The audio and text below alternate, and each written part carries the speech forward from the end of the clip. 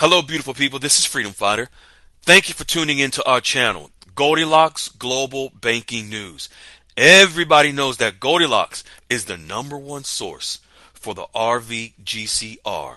People from around the world tune in to see what Goldilocks is sharing on the RVGCR.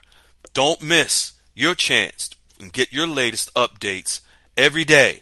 So like, share, and subscribe to this channel to get your daily podcast from the Goldilocks articles on the RVGCR. Brought to you by Freedom Fighter.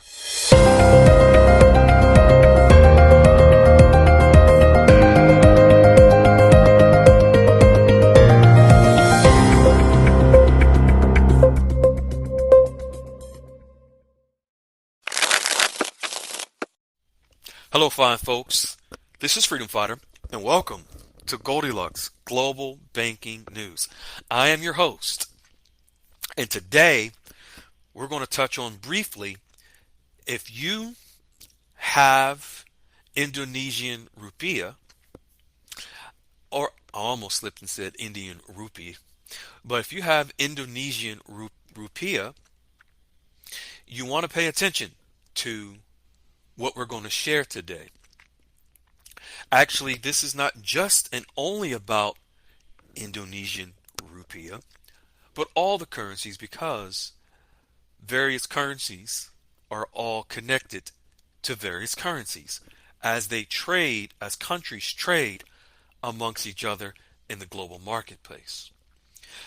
Also, we're going to talk about the borders, and we're going to touch on the Commodities Future Trade Commission.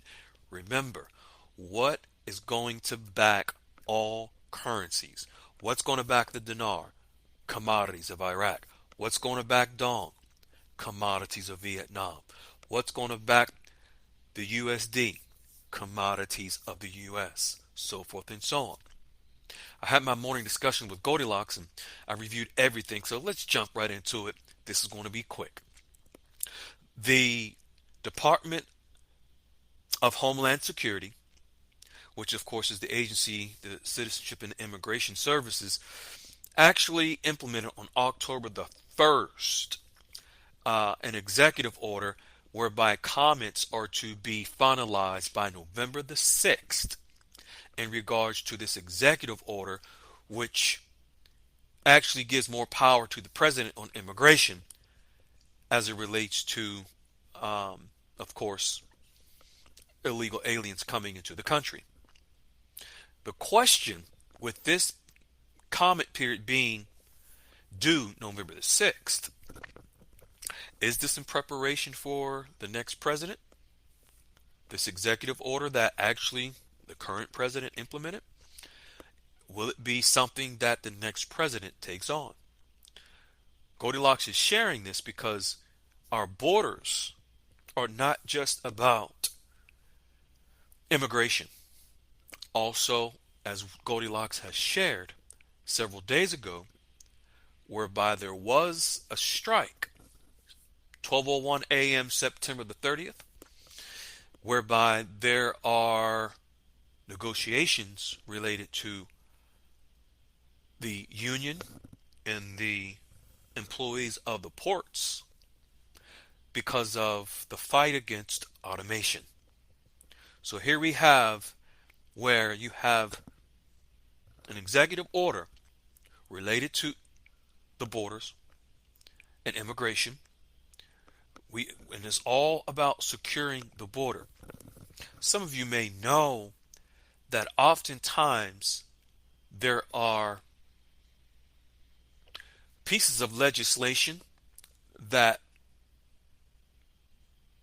the politicians want to enact, but sometimes they may have to go about it a different way or in a way that's not common. So when you have the border that's an issue related to immigration and the borders that is an issue related to automation, the question is if they're both interconnected and intertwined in some way, shape, or form. Why are we talking about this? Currencies, folks. The value of currencies rise at the borders, and automation will help to assure transparency and accuracy of currency prices as they begin to rise. The automation is very key to that front. The Commodities and Future Trade Commission, you got to realize what will back the dinar? Commodities in Iraq. What will back the dong? Commodities in Vietnam. What will back the US dollar? Commodities in the US.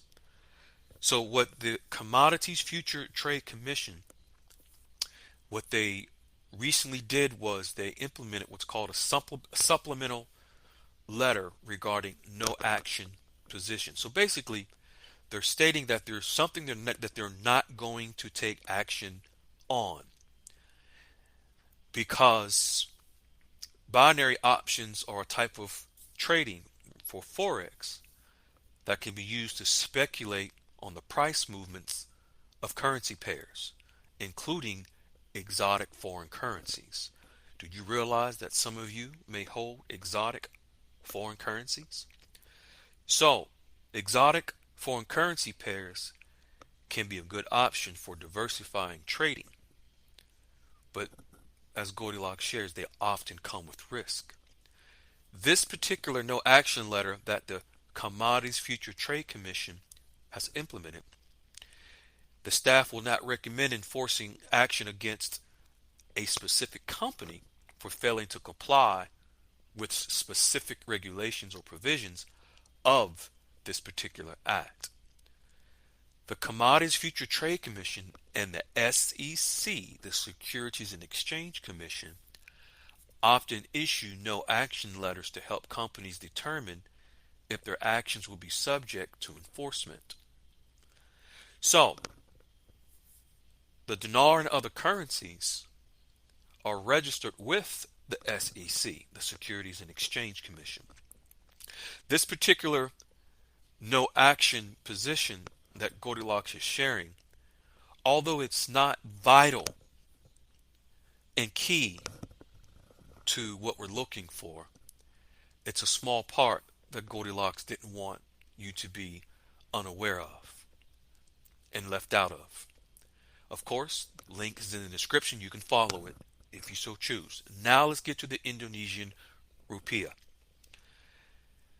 Indonesia launched what's called CCP, which is Central Counterparty. It's a financial market infrastructure that acts as an intermediary between a buyer and a seller in a financial transaction. The CCP, it clears and settles financial instruments such as securities. As I just mentioned to you, various currencies have been reclassified and registered as securities. So now this particular company, they clear settlements not only for securities, but options, derivatives, and foreign exchange. Remember, we often say that everything is connected to everything. So this also allows them to manage credit risk. Don't think of credit as in a credit score, Experian, Equifax, and TransUnion. This is on the banking side. So this also makes sure that enough money is within a transaction, let's say an exchange, to settle the exchange for both sides. This is why the clearing and settlement of these transactions will be done by way of this particular acquisition by the central counterparty. Now, the Indonesian Rupiah, this particular launch in Indonesia gives way for the Indonesian Rupiah to be able to be in the preparation phases of going to a global standard or international existence in the global marketplace. So you have to realize just because just because you may not have the Indonesian rupiah doesn't mean that this doesn't relate to you. What about the countries that Indonesia trades with in the global marketplace on the water? What about other countries that are trading goods and services with Indonesia?